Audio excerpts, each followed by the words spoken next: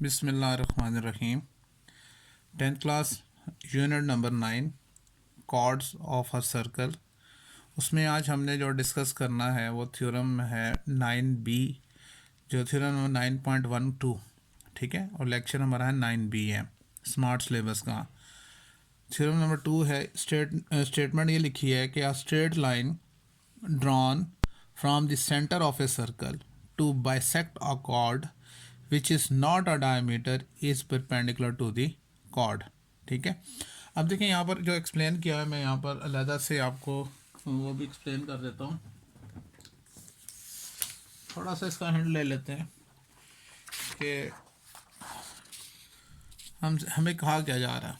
कहता है कि a straight line drawn from the centre of a circle, ये जो सा है सर्कल का सेंटर है, यहाँ से एक स्ट्रेट लाइन ड्रॉ की जा रही है, ये वाली जो हम ओ एम कह रहे हैं, of a circle to bisect a chord. Bisect का मतलब क्या है? बाइसेक्ट का मतलब ये है उसको हाफ करना। बाइसेक्ट अ कॉर्ड, कॉर्ड को हाफ करना। बाइसेक्ट अ कॉर्ड यानी वो जो कॉर्ड है, सबसे पहले तो हम कॉर्ड को डिफाइन करते हैं। कॉर्ड क्या है? कॉर्ड कहते हैं कि लेट्स सपोज को ये सर्कल है, ठीक है, और सर्कल ये सेंटर है जिसको हम ओ से ज़ाहिर करते हैं, और सर्कल के ऊपर कोई से भी दो पॉइंट्स हैं। लेट्स सपोज ये पॉइंट है, इसको मैं नाम देता हूँ ए, इसका नाम देता हूँ बी। सर्कल पे दो पॉइंट्स को मिलाने वाली लाइन क्या कहलाती है? कॉर्ड कहलाती है। हम एक ही सर्कल पे बेबहा कॉर्ड्स ड्रॉ कर सकते हैं। लेट्स सपोज ये पॉइंट है और ये पॉइंट है, मैं इनको नाम दे देता हूँ सी और डी कह देता हूँ। तो इन दोनों पॉइंट्स को मिलाने वाली लाइन ये कॉर्ड कहलाती है। इसी तरह से यूँ भी हम कॉर्ड ड्रॉ कर सकते हैं, ई और एफ। कोई भी यहाँ पर जी और ये एक पॉइंट एच दे देते हैं, इन दोनों पॉइंट्स को मिलाने वाली स्ट्रेट लाइन ये कॉर्ड कहलाती है। यानी सर्कल के अंदर ही दो पॉइंट्स को मिलाने वाली जो स्ट्रेट लाइन है दैट इज़ कॉल्ड कॉर्ड। ये क्या कहलाती हैं? ये कॉर्ड कहलाएंगी। लेकिन एक और भी पॉइंट है कि अगर यही कॉर्ड जो सा है सर्कल के सेंटर से गुजर जाए, यानी लेट्स सपोज मैं ये ड्रॉ करता हूँ और ये सर्कल के सेंटर से गुजर के जा रहा है, अब ये कॉर्ड नहीं कहलाएगा बल्कि ये डायमीटर कहलाएगा। इसको हम डायमीटर का नाम देंगे। कोई बात समझ में आ गई कि ये क्या है? ये बेसिकली क्या है? ये डायमीटर है। अब कहीं से भी अगर यहाँ से और ये वाले पॉइंट मिलते हैं, हम दोनों को मिलाते हैं, लेकिन ये जो कॉर्ड है ये सेंटर से गुजरता है, यानी सर्कल का एक ये पॉइंट है और एक ये पॉइंट है, इसको मिलाने वाली जो लाइन है, आप कोई भी नाम देते हैं, एक्स और वाई का नाम अगर देते हैं, लेकिन ये सेंटर से गुजरती है, तो ये अब कॉर्ड नहीं रहेगी बल्कि क्या कहलाएगी? ये डायमीटर कहलाएगी। तो समझ में आ गई। अब बाइसेक्ट का मतलब है उसको टू इक्वली हाफ में ब्रेक करना। Break in two equally parts, दो इक्वल पार्ट्स के अंदर उसको ब्रेक करने का नाम मतलब है बाइसेक्ट। मतलब ये कहता है कि अगर ये जो लाइन जो हम स्ट्रेट लाइन ड्रॉ करें, drawn from the centre of a circle, circle के सेंटर से ड्रॉ करें, और वो क्या करे? टू बाइसेक्ट अ कॉर्ड, उस कॉर्ड को वो बाइसेक्ट करे। साथ में कॉर्ड को एक्सप्लेन भी कर दिया कि विच इज़ नॉट अ डायमीटर, वो जो कॉर्ड है वो डायमीटर नहीं है। तो हमने जो कॉर्ड ड्रॉ करना है ए बी, वो हमने इस तरह से ड्रॉ करना है कि वो सेंटर से ना गुजरे, ठीक है ना। तो ये इस तरह से वैसे भी मुमकिन नहीं, अगर हम सेंटर से ड्रॉ कर दें तो कॉर्ड तो डायमीटर में कन्वर्ट हो जाएगा, लेकिन ये ऊपर वाली बात जो सी है वो कंप्लीट नहीं होगी। कहा ये जा रहा है कि a straight line that is drawn from the centre of a circle, एक स्ट्रेट लाइन सर्कल के सेंटर से ड्रॉ की जा रही है, किस पे?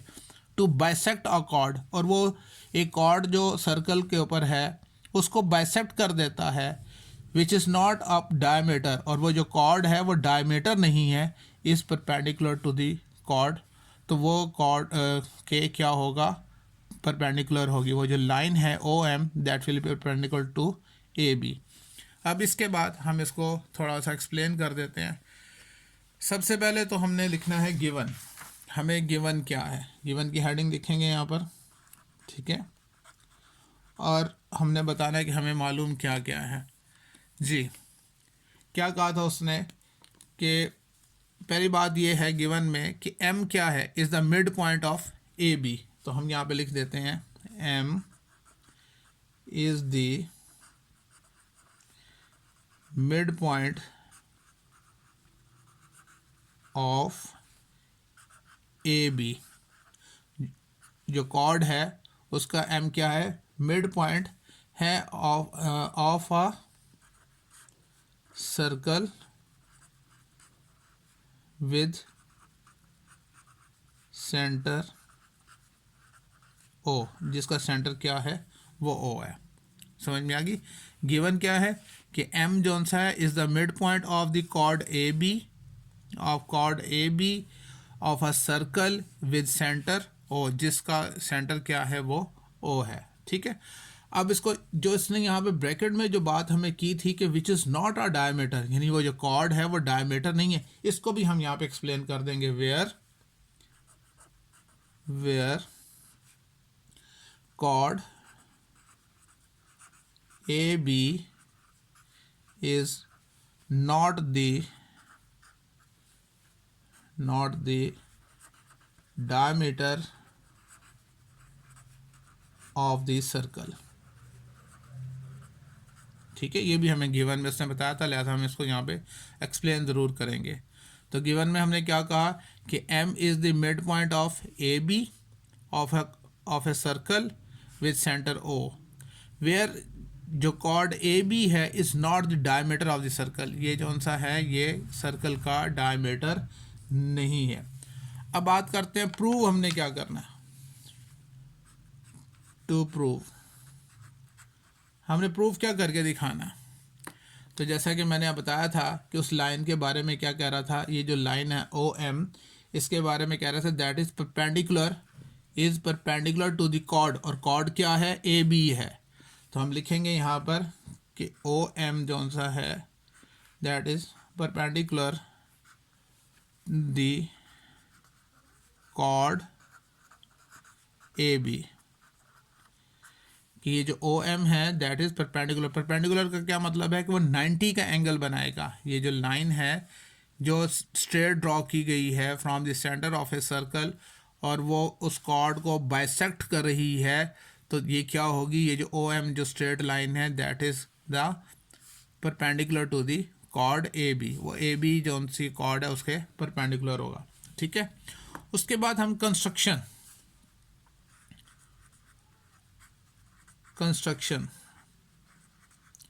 जी, तो कंस्ट्रक्शन हम इसकी क्या लिखेंगे, सिंपल सी बात है, हम ओ को ए से ज्वाइन कर देंगे, ओ को बी से ज्वाइन कर देंगे, और हम इनको एंगल्स 1 और 2 का नाम देंगे।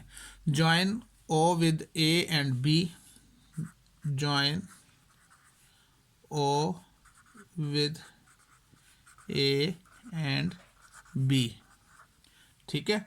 और right angles 1 angle 2, right angle 1 and angle 2। ठीक है।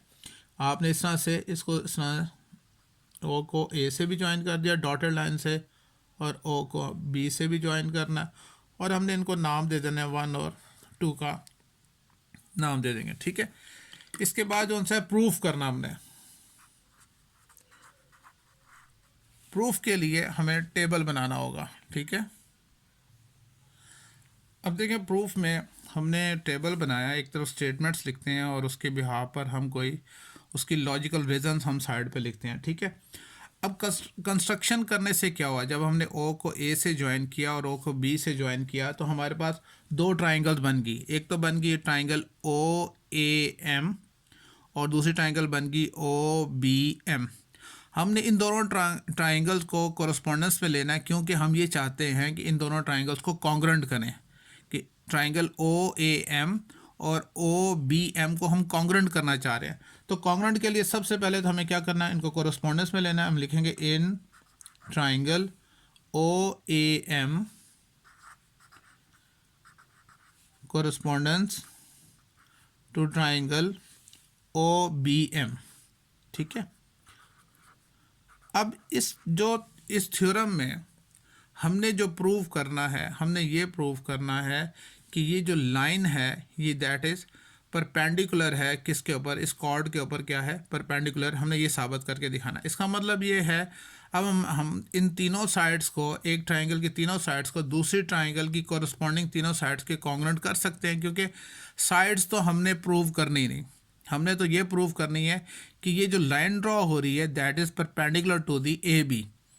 तो जो चीज़ हमने अगर साइड्स को देखें तो हमें तो वो प्रूव नहीं करनी, इसका मतलब है हम उसको डिस्कस कर सकते हैं किसी भी ट्राइंगल्स को कॉन्ग्रुएंट करने के लिए। तो हम सबसे पहले लिखते हैं कि measurement O A is equal to measurement O B. यहाँ पर लिखते हैं कि measurement O A is equal to measurement O B. अगर आप गौर से देखें तो ओ ए क्या है, रेडियस है, ओ बी भी रेडियस है।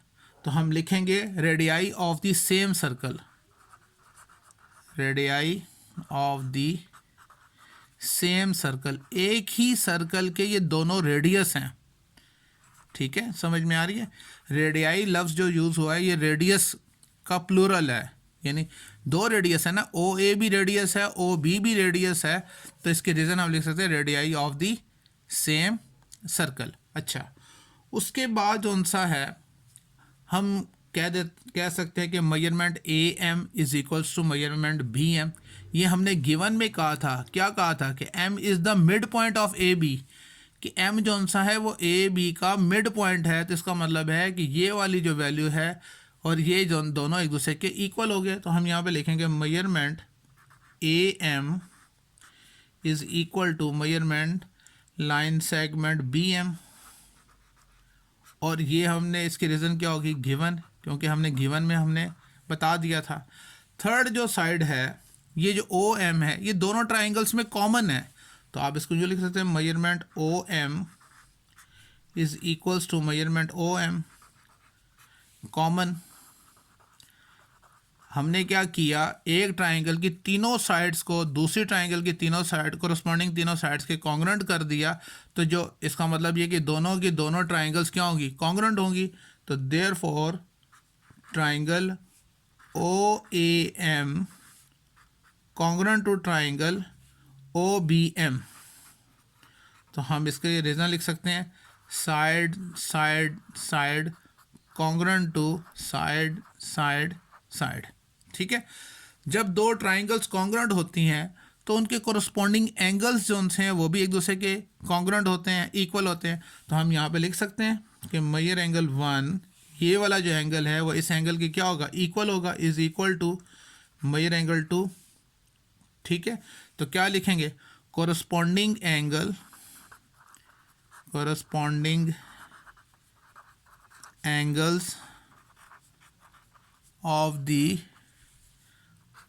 of the congruent triangles।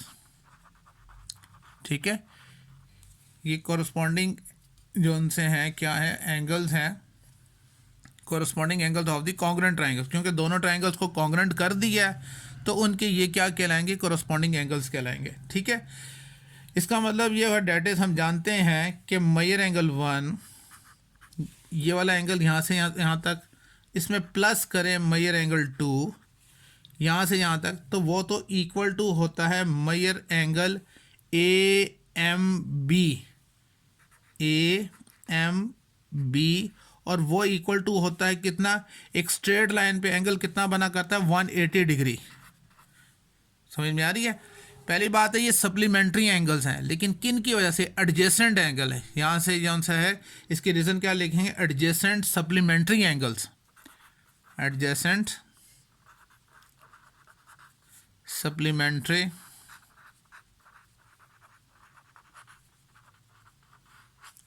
Angles. ठीक है, अच्छा, फिर इसका मतलब ये है देयरफॉर इन दोनों का सम जोन सा है वो इक्वल टू 180 है। ऊपर हम बता चुके हैं कि मेजर एंगल 1 और मेजर एंगल 2 तो दोनों के दोनों एक दूसरे के इक्वल हैं। तो यहाँ पर बता रहे हैं कि दोनों का सम 180 है। तो इसका मतलब ये हुआ कि measure angle 1 is equals to measure angle 2 is equals to 90 degree. यानी ये वाला एंगल ये भी 90 है और ये जो 2 एंगल है ये भी 90 है। तो दैट इज़, इसका मतलब साबित हो गया कि ये भी 90 है, ये भी 90 है, तो फिर ओ एम क्या हुआ, परपेंडिकुलर हुआ किसके, ए बी के। तो हम लिख सकते हैं कि line segment O M that is perpendicular to line segment A B, जिसको हम कॉर्ड कहते हैं। तो ये हमने क्या करना था, प्रूव करना था। कुछ समझ में आ गई? बहुत आसान सा थ्योरम था, मुश्किल नहीं था। और दोबारा से मैं इसको हल्का एक जनरल सा आपको व्यू दे दूं कि अ स्ट्रेट लाइन, इसकी बात हो रही है, ओ एम की बात हो रही है, drawn from the centre of a circle to bisect a chord. उस सर्कल के सेंटर से ड्रॉ किया जा रहा है और वो कॉर्ड को बाइसेक्ट करता है, और वो जो कॉर्ड है उसके बारे में बता दिया है which is not a diameter, जो डायमीटर नहीं है। तो इस लाइन के बारे में कहता है, अगर ऐसी ये लाइन इस तरह करती है, वो ए बी जो कॉर्ड है उसको, उसके ऊपर जो सा है वो ड्रॉ करती है, उसको बाइसेक्ट करती है, तो इट मीन कि ये क्या है, ये परपेंडिकुलर है, O M that is perpendicular to the chord A B. ये हमने प्रूव करना था। गिवन में हमने सिंपल से कह दिया कि M is the mid point of A B है, ठीक है, of a circle with centre O है, वेयर ए बी जो सा है is not a diameter of the circle. Prove यही करना था कि ये जो ओ एम है that is perpendicular to the chord A B.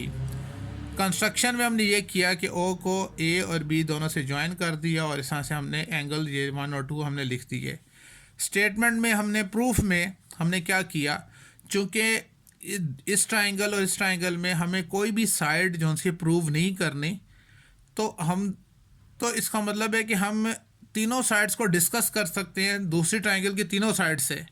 तो हमने यही किया कि O M measurement O M is equals to measurement O B, radii of the same circle, measurement A M is equal to measurement B M, ये हमने given में कहा था, measurement O M is equal to measurement O M, ये दोनों में common है। इसका मतलब है ये ट्राइंगल और ये ट्राइंगल क्या होगी, कॉन्ग्रुएंट होगी। जब ये ट्राइंगल और ये ट्राइंगल कॉन्ग्रुएंट है तो इनके कॉरस्पॉन्डिंग एंगल भी कॉन्ग्रुएंट होंगे, यानी measure angle 1 is equals to measure angle 2। और फिर हमने बताया कि ये इन दोनों का सम जो सा है वो तो इक्वल टू होता है, स्ट्रेट लाइन पे एंगल कितना होता है, 180 होता है। इसको हम कह सकते हैं ये एडजेसेंट सप्लीमेंट्री एंगल्स हैं। ऊपर हम कह रहे हैं कि 1 और 2 इक्वल हैं, नीचे हम बता रहे हैं कि सम करें तो 180 है, तो इसका मतलब है इसका हाफ करें तो 90 होगा। मेजर एंगल 1 भी 90 है, मेजर एंगल 2 भी 90 है, ये एंगल भी 90 है, ये एंगल भी 90 है, जिसने ये साबित कर दिया कि ओ एम जो सा है वो ए बी पर क्या है, परपेंडिकुलर है, हेंस प्रूव्ड। उम्मीद है आपको थ्योरम समझ में आई होगी। फिर भी कोई प्रॉब्लम हो तो आप ज़रूर डिस्कस करें। अल्लाह हाफिज़।